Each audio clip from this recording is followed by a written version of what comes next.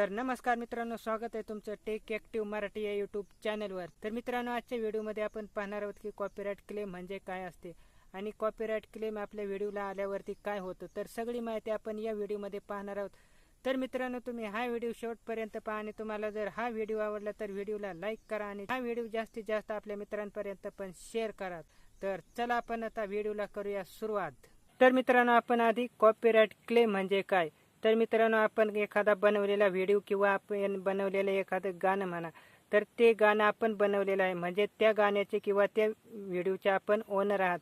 तर आपलंच गाणं आपल्या चॅनलवरून दुसऱ्या कोणी डाउनलोड करून त्याच्या चॅनलवरती जर अपलोड केलं तर आपल्याला त्याला कॉपीराइट क्लेम देता येते किंवा आपण कॉपीराइट स्ट्राईकसुद्धा देऊ शकतो।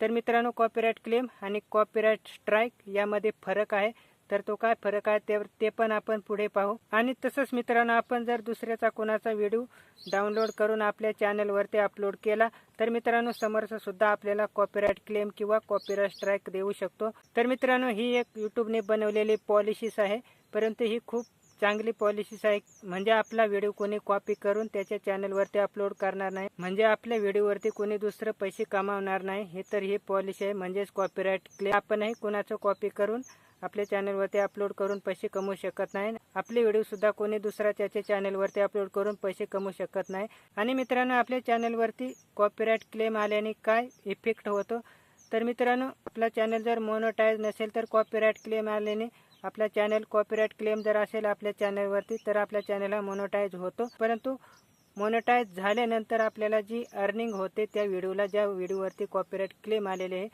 तर त्या व्हिडिओची आपल्याला अर्निंग भेटणार नाही, तर ज्याने आपल्याला कॉपीराइट क्लेम दिलेला आहे तर सगळी अर्निंग ज्याने आपल्याला कॉपीराइट क्लेम दिलेला आहे तर त्याला सगळी अर्निंग जाते।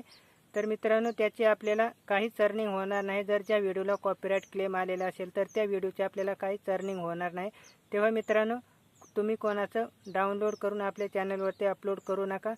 मित्रांनो, आपण दुसऱ्याचं व्हिडिओ डाउनलोड करून आपल्या चॅनलवरती अपलोड केलेला आहे आणि त्याला जर कॉपीराइट क्लेम आलेला नाही, परंतु आत्ता जरी नाही आलं तरी पुढे काही दिवसानंतर किंवा काही महिन्यानंतर किंवा वर्षांनी सुद्धा आपल्या त्या व्हिडिओला कॉपीराइट क्लेम येतो। आपल्या व्हिडिओला जर जास्त व्ह्यू झाले तर यूट्यूब हे पकडतं आणि आपल्याला कॉपीराइट क्लेम किंवा कॉपीराइट स्ट्राईक मारतं। मित्रांनो, आपल्या चॅनलवरती जर 90 दिवसांमध्ये जर 3 कॉपीराइट स्ट्राईक आल्या तर आपला चॅनल हा परमनंटली डिलीट केला जातो, म्हणजे यूट्यूब हे परमनंटली आपला चॅनल हा डिलीट करतं।